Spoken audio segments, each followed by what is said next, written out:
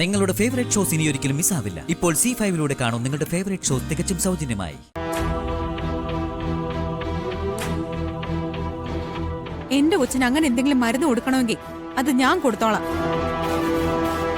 എന്റെ കുഞ്ഞ് എന്റെ കൂടെ ഉറങ്ങിയാൽ മതി. ഇല്ലാത്ത മരുന്നിന്റെ പേര് പറഞ്ഞ് ഇനിയും എന്നെ പറ്റിക്കാൻ നിൽക്കണ്ട. നീ എന്തറിഞ്ഞിട്ടായി സംസാരിക്കുന്നേ? കുഞ്ഞിന് ഓരോ മണിക്കൂർ ഇടവിട്ട് മരുന്ന് കൊടുക്കണം. അത് ഞാൻ കൊടുത്താൽ ശരിയാവില്ലെന്നാ എന്റെ ചോദ്യം.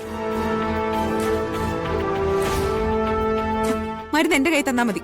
ഞാൻ കൊടുത്തിട്ട് കുടിച്ചില്ലെങ്കിൽ കുഞ്ഞങ്ങ് കരയട്ടെ, എത്ര വേണമെങ്കിലും കരയട്ടെ. പക്ഷെ ഇനി ഞാൻ ഇതിന് അനുവദിക്കില്ല. അങ്ങനെ കരഞ്ഞ മോൾക്ക് അസുഖം കൂടുകയുള്ളൂ. നീ കാര്യം അറിയാതാണ് ഓരോന്ന് പറയുന്നത്. കുഞ്ഞ് കരയുന്നതും കൊടുക്കുന്ന മരുന്നും എന്താണെന്ന് നിനക്കറിയോ? സന്ദീപ്,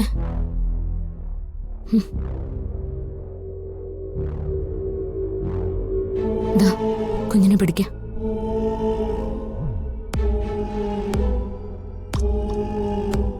എന്തായാലും എന്റെ കൊച്ചിന് മാറാരോഗമൊന്നുമില്ലല്ലോ. കുഞ്ഞുങ്ങളാവുമ്പോ വയ്യാഴിക ഉണ്ടാവും, മരുന്ന് കൊടുക്കണം. അത് കൊടുക്കേണ്ടതേ അമ്മയോ അച്ഛനോ വല്യമ്മ തള്ളയല്ല.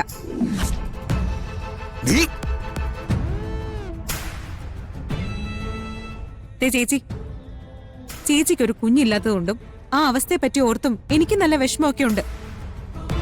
അതെന്റെ ചേച്ചിയുടെ വിധിയെപ്പറ്റി ഓർത്ത് മാത്രമാ.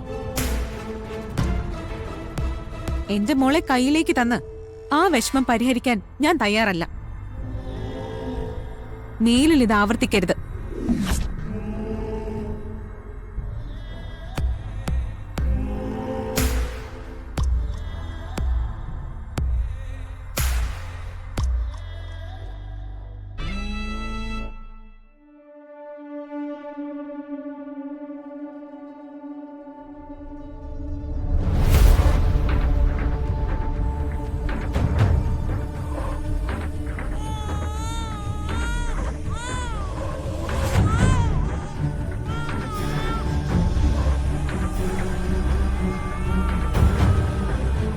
ഇങ്ങോട്ട് എന്തിനാ വന്നത്? അവിടെ തന്നെ കിടന്നാ പോരായിരുന്നോ?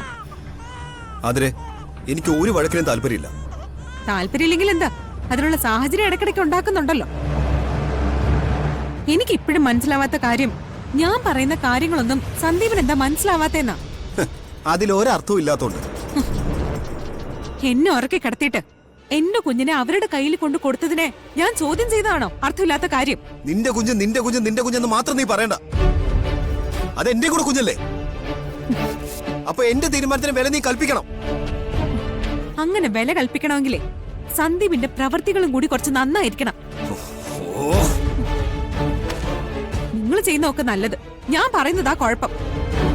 പിന്നെ അവരെ സപ്പോർട്ട് ചെയ്ത് എപ്പോഴും ഒരു സംസാരം.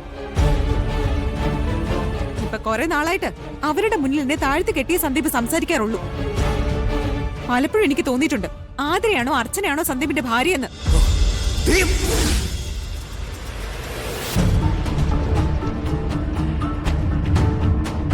വേണ്ട, അത് വെക്കണ്ട. എപ്പോഴായാലും ഒരു തല്ല് ഞാൻ പ്രതീക്ഷിക്കുന്നുണ്ട്. ആരെക്കാളും വലുത് ഏട്ടത്തിയാണല്ലോ. അതങ്ങനെ തന്നെയാ. നിന്നെക്കാളും വലുത് എനിക്ക് അർച്ചന തന്നെയാ. അതിന്റെ കാരണം ഇവരെല്ലാം നിന്നോട് പറഞ്ഞിട്ട് ഒരു കാര്യമില്ല.